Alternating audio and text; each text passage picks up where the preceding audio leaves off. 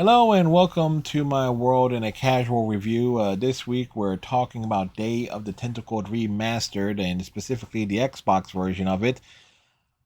Full disclaimer, first time I played Day of the Tentacle was way back in 1997, 1998. It was like it was like back end of my freshman, start of my sophomore year of high school is when I first played it, and I had a bunch of the LucasArts point and click adventure games. I had this, Sam and Max Hit the Road, Indiana Jones and the Fate of Atlantis, Indiana Jones and the Last Crusade. I mean, these were games I essentially, have very very fond memories of, and and the re- and when Day of the Tentacle Remastered was first announced and when it came out a few years ago, I did play it on Steam.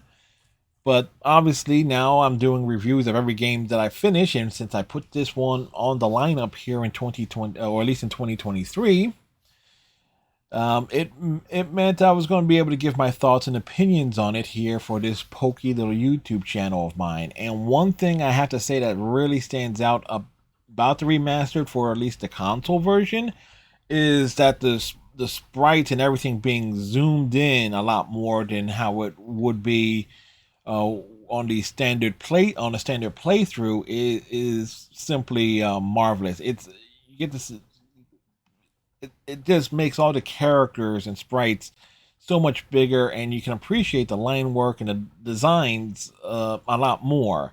And little and a little and just the little details of it, and just notice how smooth the animation is. Keep in mind that this was a very good looking game back in the 1990s. All right, running it on a PC that was operating Windows 95. All right, so it was a very good game. Now, being as familiar with it that I am, that meant my playthroughs over the year can almost be turned into speed runs. I can actually get through the game, and if I don't go through all the dialogue options and like trying and bring out a lot of the game's humor because it's a very well written game, a playthrough with just minimum dialogue interactions maybe takes about 4 hours, maybe even less, depending on how efficient you are.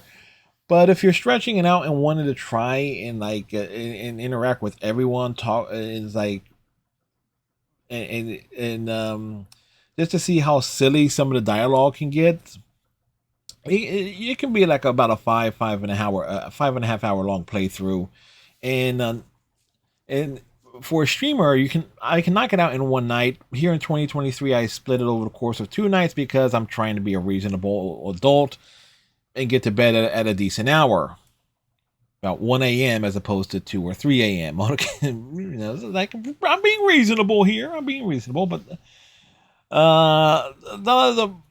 the puzzles and stuff can be logic based, but for somebody who's never played it before or played any of the older LucasArts point and click style games before, it could be a strong case of what the hell do I do to solve certain puzzles. Again, I've played this game a lot over the years, so it's like I know the game almost inside and out, basically. Now, one thing that the remaster does is that it has achievements, and some of them are very, very missable. Matter of fact, on my 2023 playthrough of it, okay, I think I was just knocking out achievements left, right, and center. But there was a couple of achievements that are easily missable. One is talking to the founding fathers, John Hancock, Thomas Jefferson, and George Washington, after you cover the chimney to get the get the quill pen. You got to go out and talk to them while they're standing outside the house before you go get the quill pen. Otherwise, if you get the quill pen first, you miss an opportunity to get an achievement. Another one is to stick the hamster into one of the chrono johns, either as Bernard or Laverne, and so it kind of you kind of have that. Those are very easily missable things, and there's quite a few more. A lot of them are tied to like story and plot progression, But then you have some things you have to go out of your way for, such as mixing regular coffee with decaf with the caffeinated coffee, or combining the Boo Boo Be Gone with red paint. Little things of that sort, or like are tied to actual achievements. Um, Now there is one achievement in this game that I definitely will not I myself will not go after, even though it's one of the even though it seems pretty straightforward, and that involves actually playing Maniac Mansion. Yes, the game that Day of the Tentacle is a sequel to can be found in Day of the Tentacle. If you go to cousin Ed Edison's room, as actually here, perfect timing actually.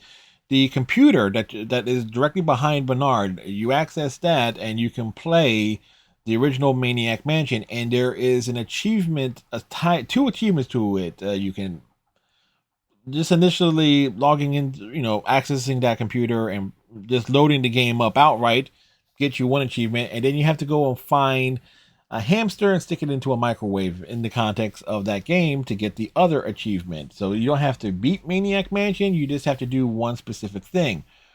Problem is, Maniac Mansion is from I never cared for the game when I first discovered it way back in the 90s when playing Day of the Tentacle. So I'm really not inclined to mess around with it here in 2023. Even though there are some very detailed guides on trying to be efficient with it, but a lot of it relies on luck, to be quite honest with you. Overall, is Day of the Tentacle Remastered a game worth playing on the Xbox side? Yeah, first and foremost, most definitely, because the controls. Granted, was very used to playing it with a mouse and keyboard, so I was personally curious to see how well it the control the all the verb commands and then inventory navigation, how well that was going to be adapted to a controller, and it's smoothness. It is very, very seamless. It's like it was just perfect, really. And it does make me, and it does actually raise a question I have here, considering uh, a number of the games that were published and produced at LucasArts back in the 90s, like Indiana Jones and the Last Crusade, Indiana Jones Fate of Atlantis, Sam & Max Hits the Roads, The Dig. Like, one would think that Disney or whoever is heading up the games division over stuff of all LucasArts properties. I know Sam & Max, their licensing is not under LucasArts, but I think the publishing rights of that game still is. It's like, do a full remaster of those other games, because Day of the Tentacle is gorgeous. I can imagine Indiana Jones and the Fate of Atlantis would really do well. You could actually do a novelty here. You can have throw like a little some fundage towards Harrison Ford. Not that like he needs it to voice Indy for that game, for a remastered version of that particular game. Because that game actually had some combat mechanics in it, and if you could actually update that to 2023 a bit, and with the controller, it seems like it'll be pretty awesome here. Again, just based on what I've seen here with Day of the Tentacle, and coincidentally going back to what I was saying about Maniac Mansion, there you go. You get the there you go. But the game itself, Day of the Tentacle, is definitely worth playing. PC, console, it's you will definitely get a good deal of enjoyment out of it. And if you're having trouble with the any of the puzzles, there are numerous guides on there. It's like there are many things that are just straightforward, and but a lot of it can be tied to simple trial and error. So with that said, I think I'll wrap this little review and rant up here. Thank you very much. Tighten your friendship races. Stay safe. Like, comment, subscribe. You can find all my social media links in the description below. And if you want to throw a few bucks to this pokey little YouTube channel to help keep the lights on and stuff, there you can do so via my Stream Elements link in the description below as well. With that, have a good one, folks. See y'all in the next video.